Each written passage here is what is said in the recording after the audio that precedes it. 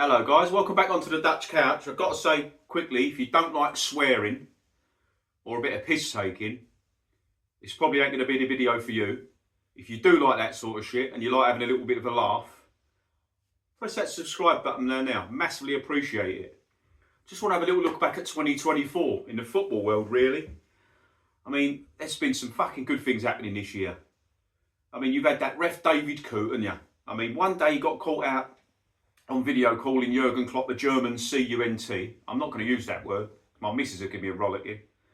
Then the next day it come out, or a couple of days after it come out, he was doing impressions of fucking Henry the Hoover with some marching powder, some magical white powder on a table. Henry the Hoover impressions with it. Fucking geezer's such a talent, I'm telling you. He lost his job for doing it, but I'll give him a gold award for just for class on that. He's absolute brilliant, that was. I love to see it. I mean, you've seen Man City of late. I mean, they've been so dominant, haven't they? They've fucking absolutely collapsed. They have collapsed so badly. I mean, they've collapsed whilst facing more fucking charges than Jeffrey Dahmer. So they've done well on that. And Guardiola, he's lost his best midfielder, Rodri. He's gone from being the fucking world's best manager in a few weeks to becoming Sam Allardyce in a few weeks. He deserves a fucking end of year award for that, surely. And this is at the same time as coming in press conferences and after match interviews with fucking marks and like he's been to the WWE, marks all over his face and what have you. Fucking top marks to him. I mean, obviously sticking with Man City, you got to look at Kyle Walker.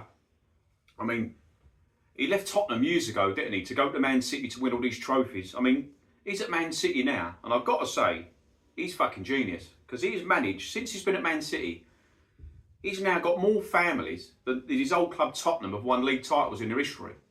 Fuck, I'll tell you what, that takes some doing. He's got to get something from the old King's Honours, hasn't he, for that, surely.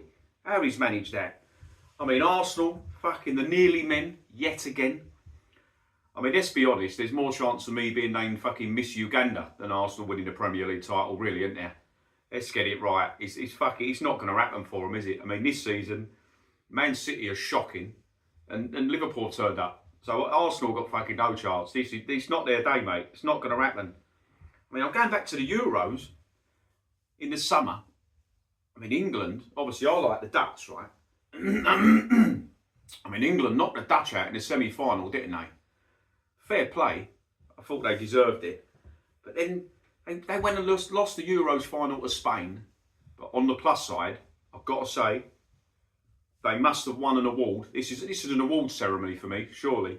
They must have won an award for having the fucking most boring team and the most fucking boring manager in the tournament. I ain't seen anything that they've got these awards yet, but I'm definitely going to start a petition. It's got to be something. I mean, I saw at the end of last season, this was fucking karma's happening at the moment with this lot. I'm going to mention this lot a couple of times because they're an absolute nightmare, a lot of them.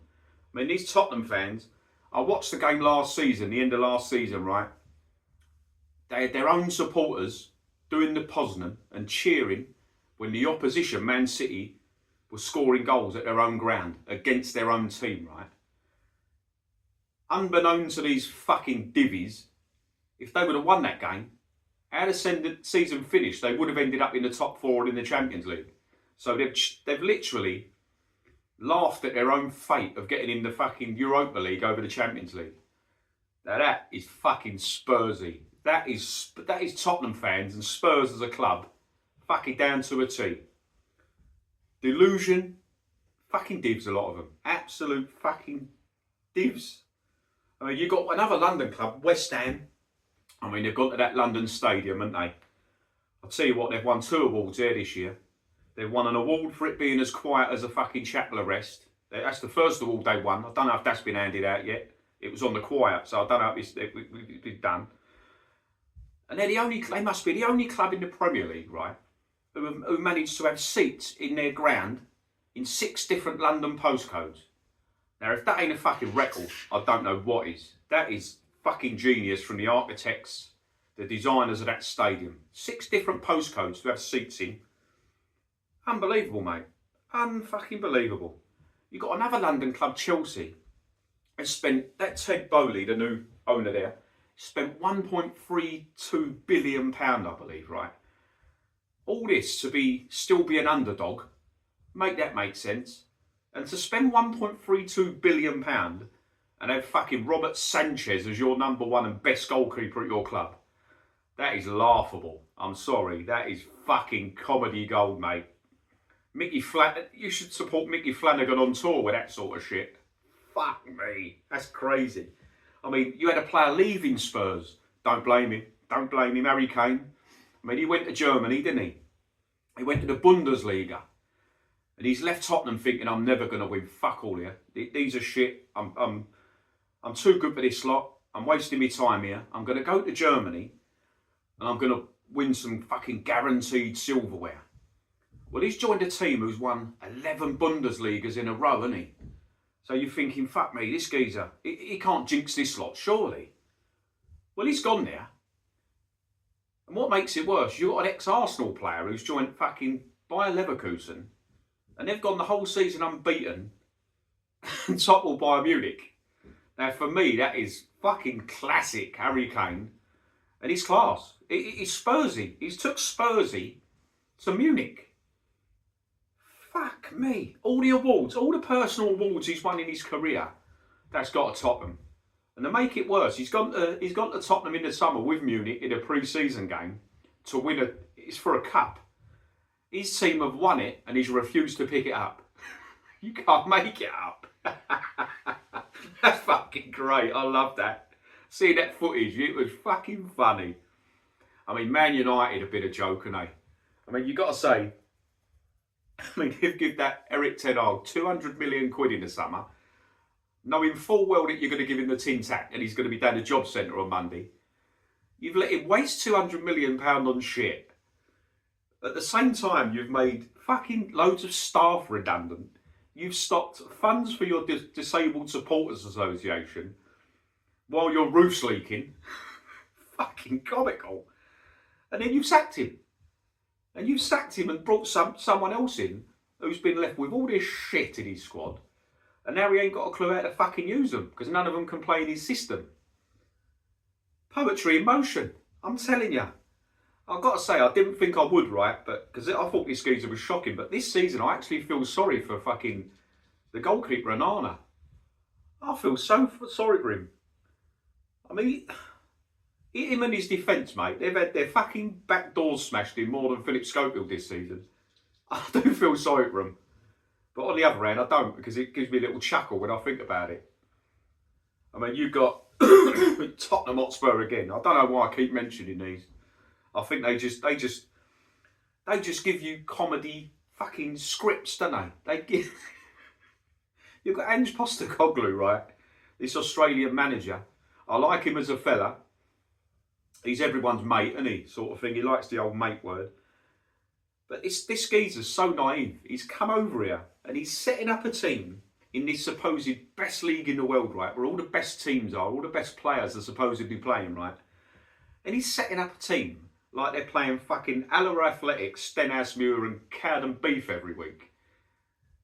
Make that make sense. It's fucking ridiculous. I mean, he's about as naive as an Arsenal fan who goes in club level seats, paying 300 or 400 quid for a ticket, but still believes that a fucking programme is for free. That typifies naivety, bringing them two North London clubs together there. It's fucking ridiculous. I mean, I've also seen the women footballers, some of them claiming they should be earning the same money as the men. Explain to me how that works out. Because the money that the men's game generates, which is why the men earn what they earn. The women's game earns nothing like that, sponsorship-wise, TV deal-wise, etc. I've got nothing against the women's game. I want to make that clear. This ain't a slur on the women's game. But that's naivety as well. It's absolute naivety and stupidity to think that you're going to earn them as much as these men do playing football in this fucking Premier League or top leagues around the world. It's just not fucking going to happen. I mean, you've got more chance of fucking Gary Glitter being named head of the education board, mate. That's fucking not going to happen. I've seen some fucking things with these fan club fan channels on YouTube and what have you this season as well. Arsenal again. I'll speak about Arsenal again. Fucking laughable. The AFTV crew, these fucking blood fellas. Ones with the man bags and that. Idiots. I mean, I've seen so far they've demanded Mikel Arteta to be sacked about 63 times this season. But on the other hand, they've also demanded that 48 times that he got a contract extension. So work out what they actually want here. The law of averages, they probably want him out. Because that means Arsenal are playing shit and it helps their channels. That's the only way I'm looking at that. I mean, you got Jordan Pickford as well. I'll tell you what, I've got to say, fair play to Jordan Pickford, right? He's playing in a fucking relegation battling team, Everton.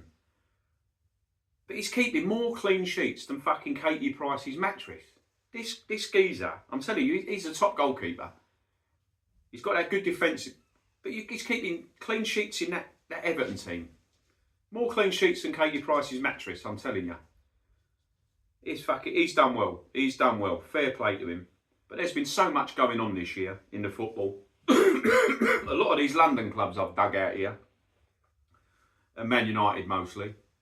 Man United mostly, because I don't really like Man United. Not much. But there's a lot of irony here. There's a lot of... I do a little one-liners. I like having a little laugh. Put it this way, if you take this sort of shit personally, then you need to get a hobby. It's all about having a little tickle here, having a laugh. It's a funny old game. That's what they say, isn't it? But when I'm looking at some of these clubs and there's some of the shit that they do and their fans do, particularly online, one thing is for sure. The last note is, it's a fucking funny old game. Wish everyone an absolutely brilliant Christmas. Thanks for watching. Everyone, thanks for subscribing, commenting through the year. I'm going to put another video out tomorrow. But I just want to say a massive thank you for everyone for watching since the channel began. It's grown really quickly and I had some really nice feedback. I've met people in person as well. It's been great. I've not met anyone in person yet who wants to beat me up. But might see a few Tottenham fans now. Even Postecoglou, he probably won't be my mate after watching this. But after this rant, I still wouldn't fancy smashing Katie Price's back doors in. I've got to say, I wouldn't fancy that. Or Philip Schofield's. Fuck that. Well, literally not fuck that. I don't want that to happen. But nah, have a wicked Christmas and a great New Year. Happiness and health to the lot of you. Take care.